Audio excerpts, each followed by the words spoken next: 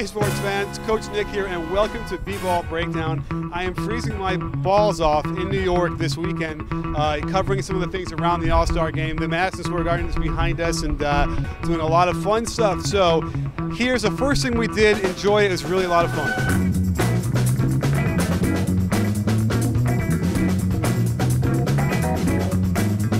Hey sports fans, it's Coach Nick here and we are at the Jordan Brand event to look at 30 years of Air Jordans, and we're going to meet the guy that designed them himself. The one thing about Michael, little kids, grandmothers, I mean, they saw in him the possibility of what they could be. As an individual, very sophisticated, yet he would always boil things down to what was most important. And that's the way he played the game. Sports fans, they have a really cool display here with every Air Jordan designed from the very first one all the way to the end. So let's look at the first one because this is the only one I've ever actually owned and wore. The Air Jordan 1, a really old school but really comfortable shoe. So here's something I noticed interesting is that the Air Jordan 5 was the first one to really become a high top. And most of these were sort of mid to some degree. The first one was a little higher. And you can see these become sort of work boot looking things as we go into the 6, into the 7. And as you can see here, this is the spaceship version of these. These are the Jordan 15s. I'm not sure I ever saw them. They reminds me of Noah's Ark a little bit, but you can see how they really evolved into these guys. The 28s look like boxing shoes. And certainly an interesting look on these.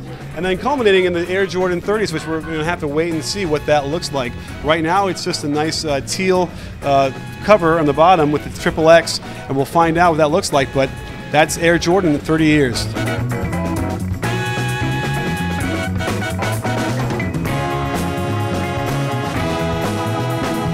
Well, sports fans, we have a little description of what the last shot is, and certainly we know what happened in Carolina when he was a freshman in college. And then we're talking about making the last shot to complete another three-peat. So what happens here? So here you're going to get to pick your shot.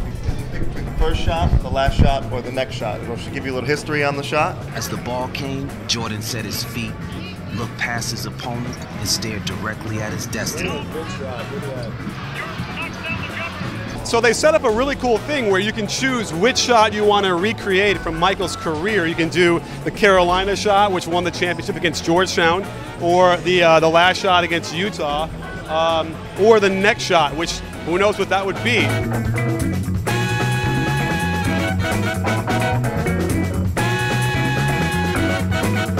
I decided I was going to do the Carolina shot because that seemed the easiest one for me to make.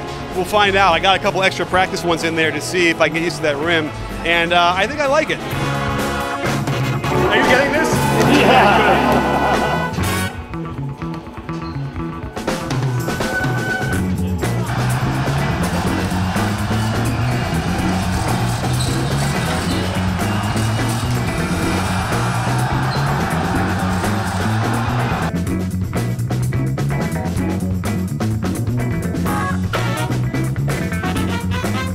Hey sports fans, this is the shoe that Russell Westbrook wears in the games, and I was wondering if maybe they were going a little too fast while they were designing these because, I'm just kidding, these are really cool stuff. And maybe one day they'll help him slow down and be on balance more when he takes his shots. I'm going to put them on, let's find out.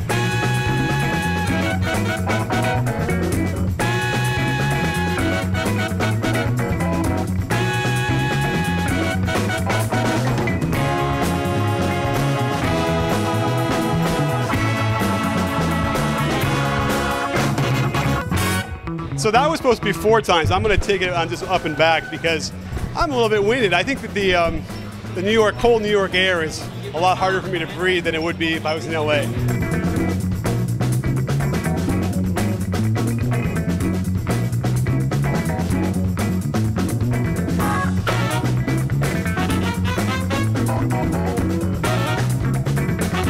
So there you have it, sports fans. Some really fascinating stuff. I hope I didn't embarrass myself too much because, hey, I'm an old man. I used to be a pretty good basketball player. But enjoy. Make sure you check out Jordan Brand. And don't forget, at BBallBreakdown, we're not a channel. We're a conversation. You win.